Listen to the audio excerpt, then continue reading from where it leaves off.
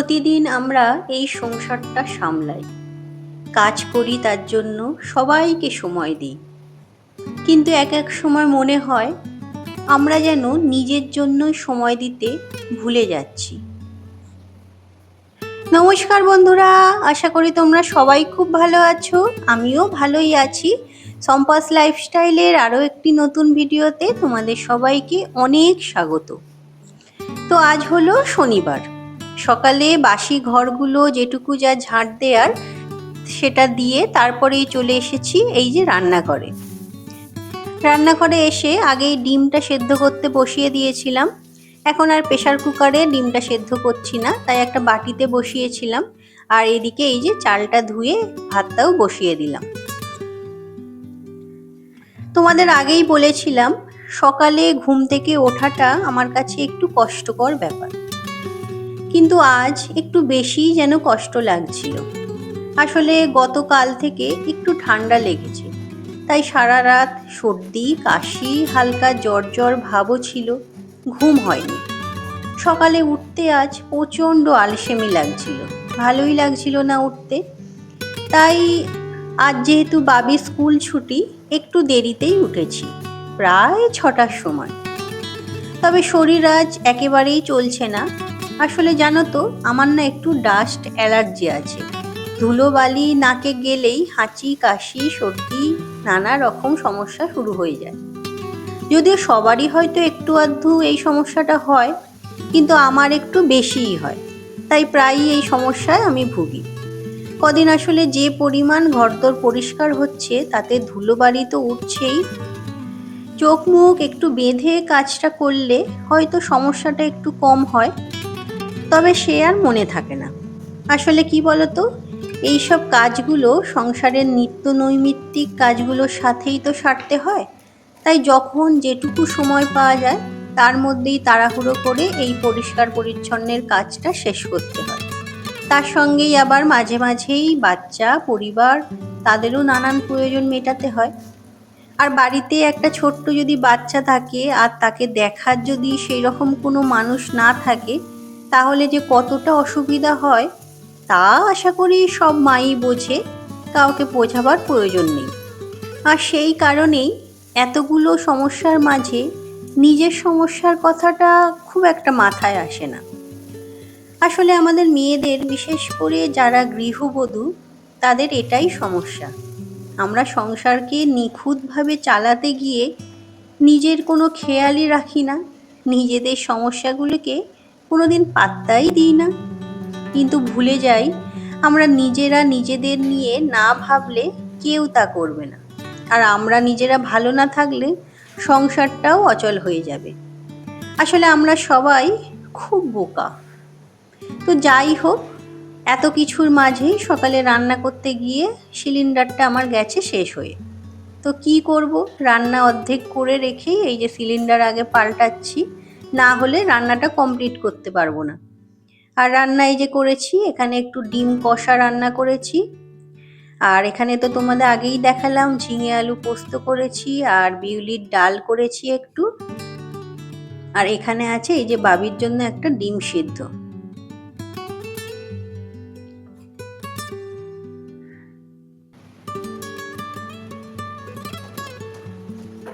আজ তো শনিবার, এমনিতেই ঘরদোরগুলো পরিষ্কার করার দিন।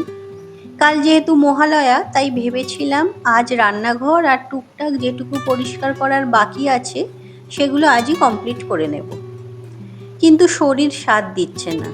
ভাবছি রান্নাবান্না হয়ে গেলে তারপর যেটুকু যা না করলেই নয় সেটাই করে রেখে দেব।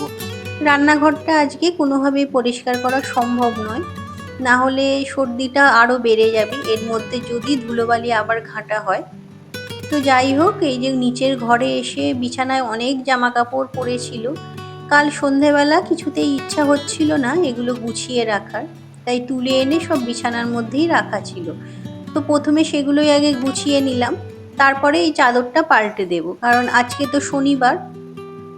তো তোমরা এতক্ষণ যে যেখান থেকে আমার এই ভিডিওটা দেখছো, তোমাদের সবার কাছে আমার একান্ত অনুরোধ, তোমরা প্লিজ ভিডিওটা কোনো রকম স্কিপ না করে পুরো ভিডিওটা দেখার চেষ্টা করো। আর যদি ভিডিওটার কোনো অংশ তোমাদের একটু ভালো লেগে থাকে তাহলে একটা লাইক করে দিয়ে তোমাদের বন্ধু বান্ধব আত্মীয় স্বজন সবার মধ্যে একটু শেয়ার করে নিও। আর তুমি যদি আমার চ্যানেলে নতুন হও তাহলে অবশ্যই চ্যানেলটা সাবস্ক্রাইব করে নিয়ে আমার এই ছোট্ট পরিবারের সদস্য হওয়ার আমন্ত্রণ রইল। তো উপরের ঘরে এসে উপরের ঘরে বিছানার চাদরটাও চেঞ্জ করে দিলাম। আর তারপরে এই যে নতুন চাদর পেতে দিচ্ছি। যদিও ইচ্ছা হচ্ছে না, কিন্তু এই কাজগুলো আজকে না করলেই নয়, না হলে আবার পড়েই রয়ে যাবে। আর বিছানার চাদরটা বেশ নোংরাও হয়েছে দেখলাম, তো তাই চেঞ্জ করে দিলাম আজকেই। যদিও আজকে ওই চাদরগুলো কাচতে পারবো না, রেখে দিই, পরে যখন সময় হবে কেচে নেব।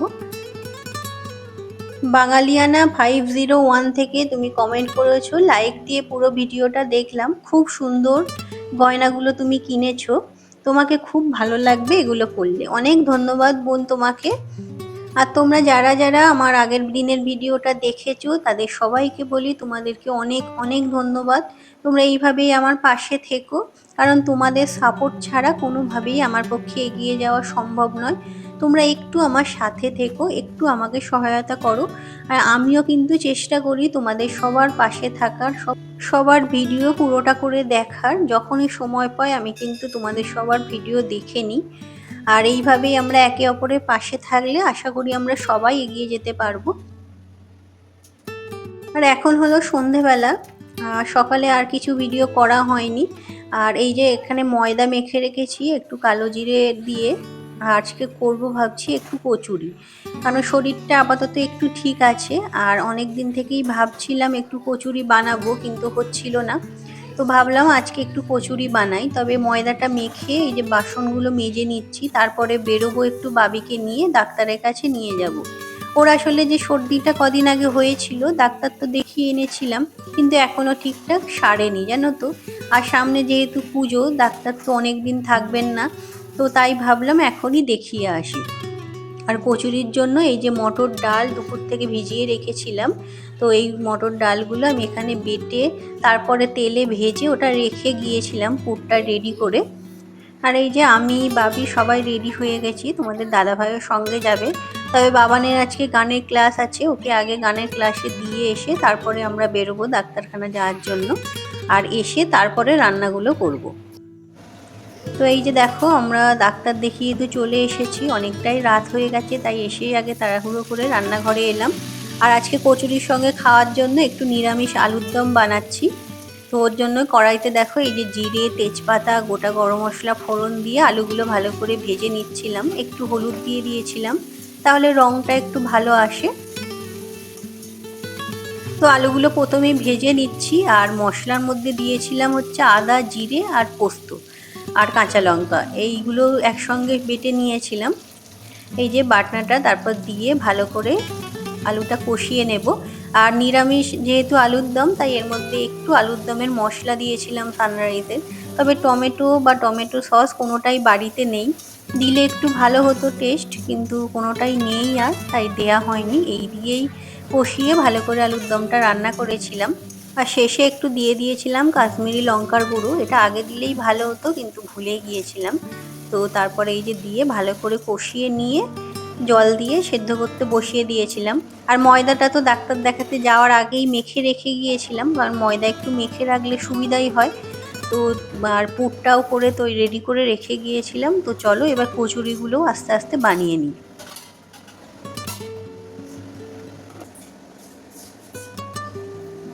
তো এই যে দেখো লেচিগুলো বানিয়ে নিচ্ছি আস্তে আস্তে। আর কচুরির পুরটার মধ্যে একটু মটর ডাল তো বেটেছিলাম, আর তার সঙ্গে মিশিয়েছিলাম জিরে আর শুকনো লঙ্কা ভেজে গুঁড়ো করে নিয়েছিলাম। আর দিয়েছিলাম সামান্য একটু গরম মশলার গুঁড়ো আর নুন, আর কিছু দিইনি বিশেষ, তবে খেতে খুব ভালোই হয়েছিল। আর একটু সামান্য হিং মিশিয়েছিলাম, তবে হিংটা খুব কম পরিমাণেই দিয়েছিলাম, হিঙের গন্ধ খুব একটা কচুরিতে পাওয়া যাচ্ছিল না, হয়তো আর একটু দিতে হতো। তো যাই হোক, খেতে মোটামুটি ভালোই হয়েছিল, খারাপ হয়নি। এই যে আমি এখানে দেখো প্রত্যেকটাই পুর আস্তে আস্তে ভরে নিচ্ছি ভালো করে। আর আজকে না ময়দাটা যেহেতু আগে মেখে রেখে গিয়েছিলাম, ওর জন্য না প্রত্যেকটা কচুরি এত সুন্দর ফুলেছিল, আর খেতেও খুব ভালো লাগছিল আলুর দমের সাথে। আর আমি না কচুরি করতে গেলে জানো তো পুরটা একটু বেশি সবসময় পড়ে যায়, ওর জন্য এই যে ভাজার সময় না এগুলো পুরগুলো বেরিয়ে চলে আসে। কিন্তু আজকে কচুরি যে করেছিলাম একটা কচুরি থেকেও কিন্তু কোনো রকম পুর বেরোয়নি, আর খুব সুন্দর হয়েছিল কচুরিগুলো ওর জন্যই, কারণ পুরটা বেরিয়ে গেলে সেটা দেখতে ভালো লাগে না। আর এখানে এই যে কয়েকটা করে আমি বেলে রাখছিলাম, রেখে সেগুলো ভেজে নিয়ে তারপর আবার নতুন করে বেলছিলাম, কারণ বেলতে আর বেলতে এই যে ভাজাটা দেখো ঠিক করে প্রত্যেকটা হয় না কচুরি একসঙ্গে ভাজার দুটো পর কাজ কত করতে সুন্দর গেলে। লাগছে দেখতে। আজকে না বাবির জন্য কোনো রুটি আর বানাইনি, ওকে এই কচুরি খাইয়ে দেবো। যদিও এখন এই ভাজতে ভাজতেই ও এর মধ্যেই একটা গোটা কচুরি ওকে দিয়েছিলাম, ও খেয়েও নিয়েছে, বললো খুব ভালো হয়েছে মা। আর হয়তো খেয়ে নেবে পরেও, দেখি কতটা কি খায়। না হলে রোজ রুটি খেতে খেতে আসলে কি বলতো এইসব খাবারগুলো খেতে শিখছে না। আর খুব একটা ঝালও দিইনি, তাই দেখলাম একটা দিতে খেয়েও নিল সেটা। তো যাই হোক, আজকের ভিডিওটা আমি এখানেই শেষ করলাম। আবার দেখা হবে পরের ভিডিওতে। ততক্ষণ সবাই ভালো থেকো, সুস্থ থেকো, আর খুব খুব আনন্দে থেকো। টাটা।